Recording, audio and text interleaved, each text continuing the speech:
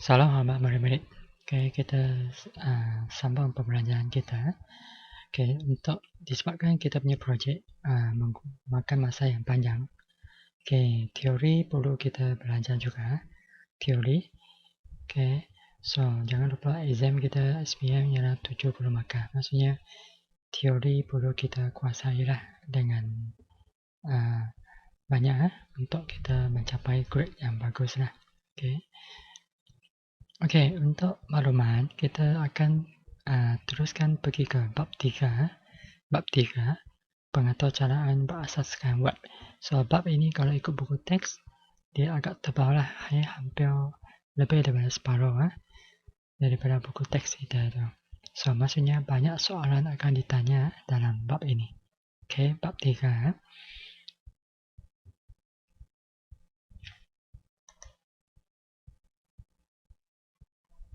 Okey, apa yang anda akan perlu belajar dalam topik ini? Okey, dalam topik yang panjang ni, dia akan bahagikan kepada 3 topik. Okey, 3 topik ya.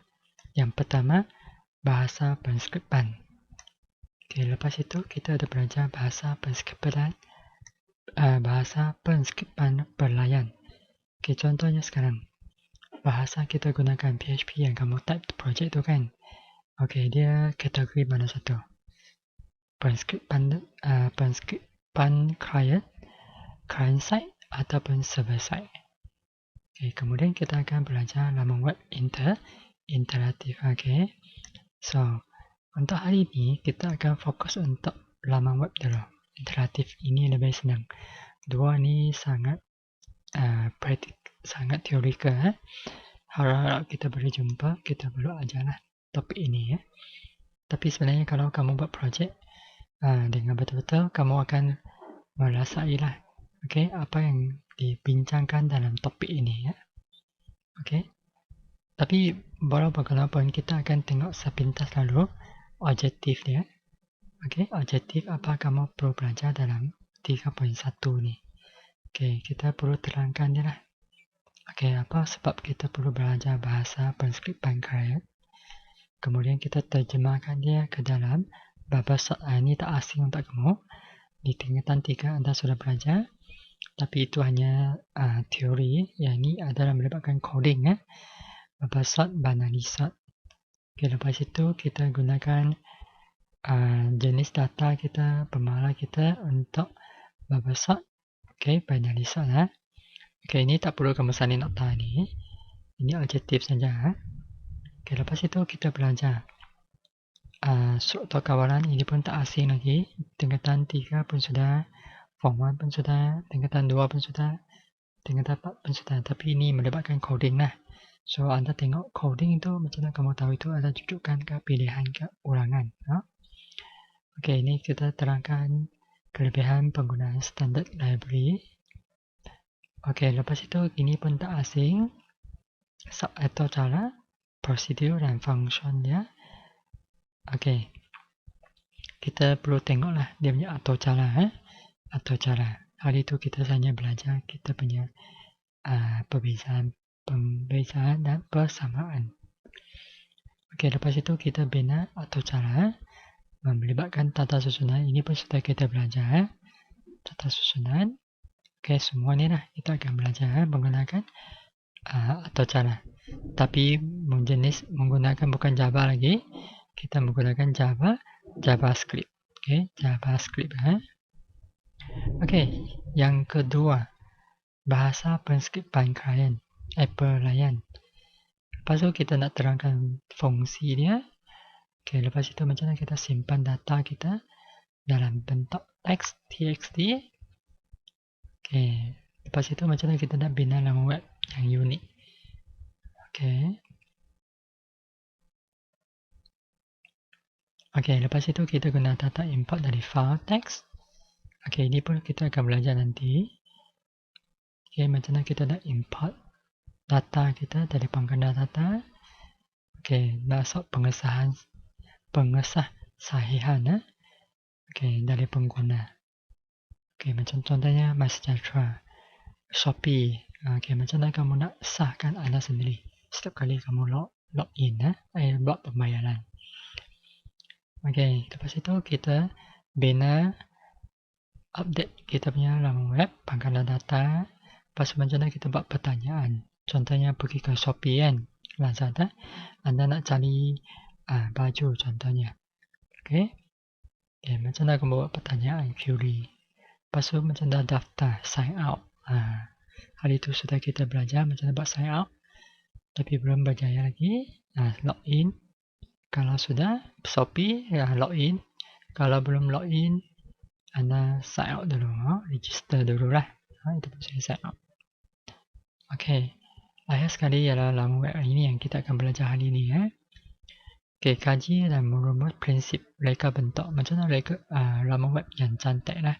Contohnya Shopee dengan Lazada. Mana satu kamu lebih suka? Okay. Kenapa kamu lebih suka dengan Shopee? Adakah reka bentuk dia lebih cantik? Okay, nanti kita tengok. Kita mereka bentuk. Ini kita akan belajar untuk slide seterusnya minggu depan. Kemudian 1 minggu lagi kita akan belajar HTML lah. Okay, HTML. Okay, lepas itu kita akan belajar CSS. Okay, bukan permainan game. Okay, macam mana kita nak cantikkan font kita, background kita. Ini juga akan ajar kamu nanti. Okay, ini pun kita akan buat dalam projek kita. So, itu penting lah semasa buat projek.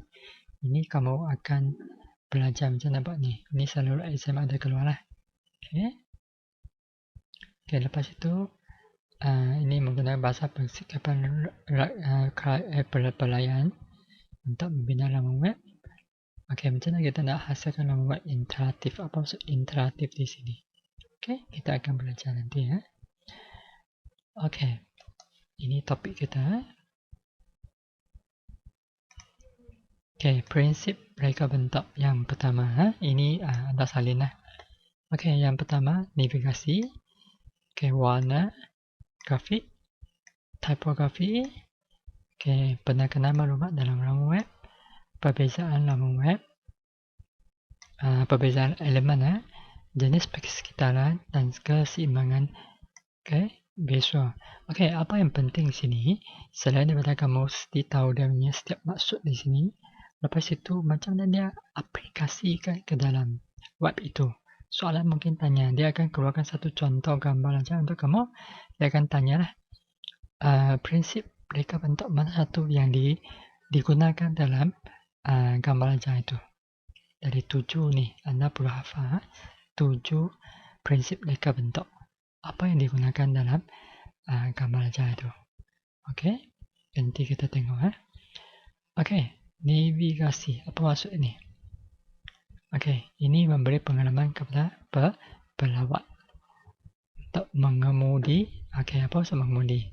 Contohnya kita nak klik situ, klik sini kan. Contohnya pergi Shopee, perlu juga ajar kah? Tak perlu kan? Kamu sudah pandai macam mana nak klik.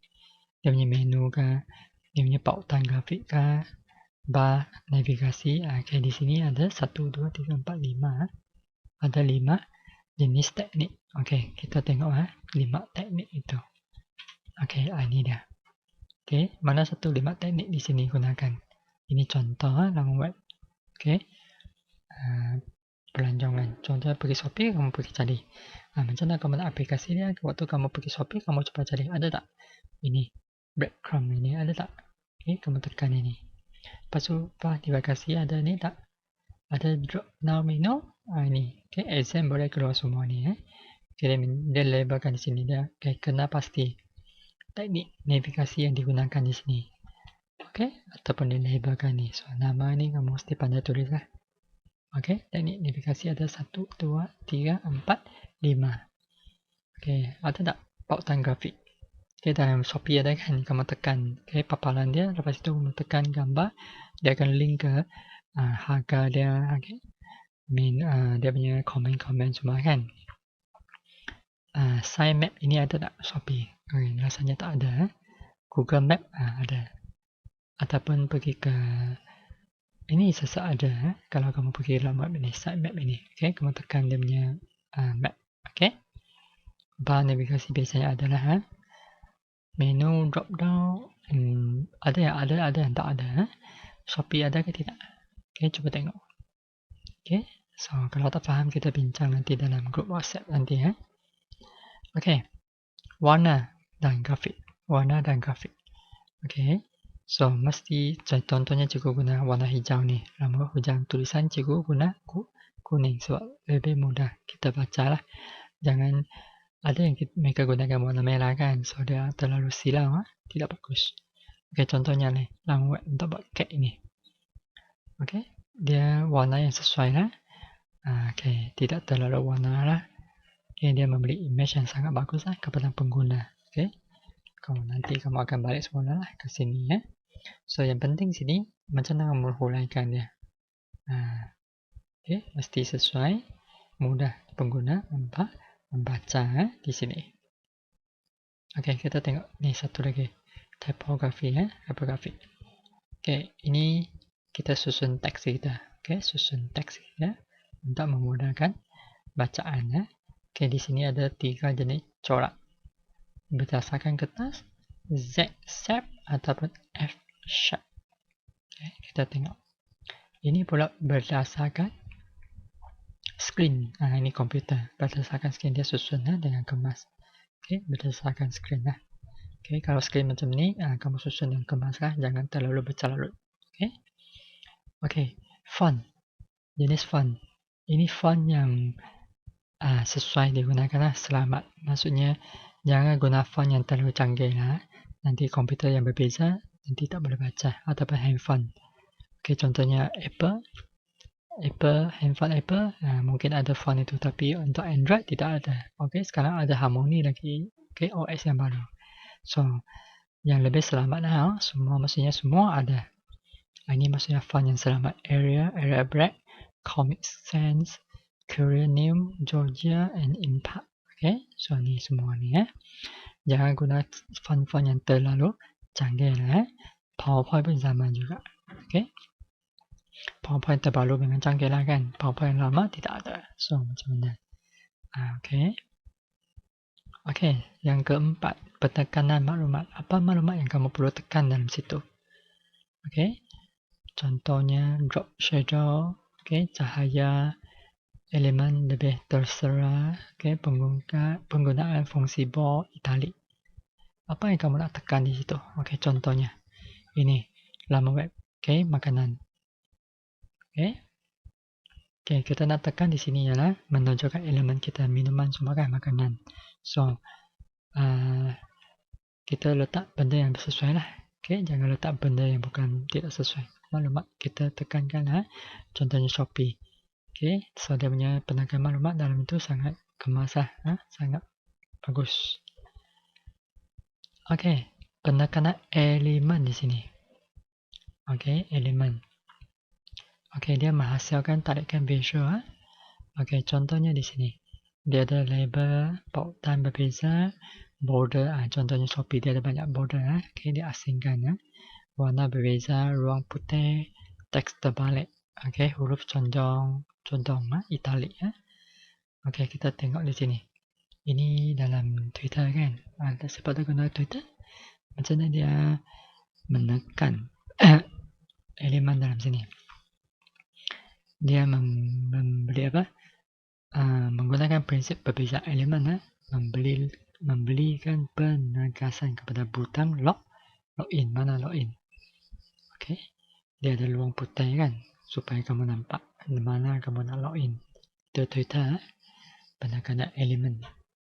Okay. Okay, kemudian kita belajar nombor 6. Okay, kedua akhir. Jenis persekitaran web bina. Ini perlu kamu fikirkan di sini. Kamu gunakan untuk IE. Sebab di sini kita ada banyak jenis pelayan di sini. Okay, banyak pelayan. IE kan, Internet Explorer, Google Chrome, Firefox. Kelajuan internet. Okay, dalam web kita bina itu jangan terlalu banyak video lah. Okay, mungkin internet kita tak laju, tak cantik. Flash, ini Flash pun lama sudah. Okay, ke pelbagai sistem komputer. Komputer kita banyak jenis. Ada yang Windows, ada Apple, ada Android. Sekarang, okay. Contohnya, okay, lama web. Contohnya Shopee kan. Mereka buat Shopee. Mereka perlu pertimbangkan pengguna. Kita dah banyak pengguna ni. Ada yang gunakan komputer, ada yang gunakan laptop, ada yang gunakan handphone, iPad, semua tu. So dia mesti sesuai boleh dipaparkan di semua jenis peranti ni. Okay. Saya paparan monitor contohnya. Kalau monitor 19 inci ni kan, dia punya size resolusi ni dia. Okay, kalau 22 inci, okay, resolusi dia macam ni. Okay, apa maksud di sini resolusi? Semakin tinggi resolusi maksudnya semakin tinggi bilangan dia kan. Pixel maksudnya semakin cantik kualiti dia. Kenapa semua orang nak beli handphone iPhone kan? Huawei. Okay, yang 7,000, 6,000. Kenapa? Kualiti dia sangat cantik. Sangat cantik. Dia punya paparan. Okay, akhir sekali. Keseimbangan visual. Okay. Anda pastikan web anda bina itu untuk kegunaan siapa. Kalau kanak-kanak, okay, lebih banyak gambar lah. Okay, keseimbangan visual. Kalau Shopee, dia tengok-tengok. Okay, Facebook. Okay, contohnya. Okay, kalau kanak-kanak, dia lebih banyak menggunakan unsur grafik mengikut kesesuaian mereka lah. Okay, keseimbangan visual.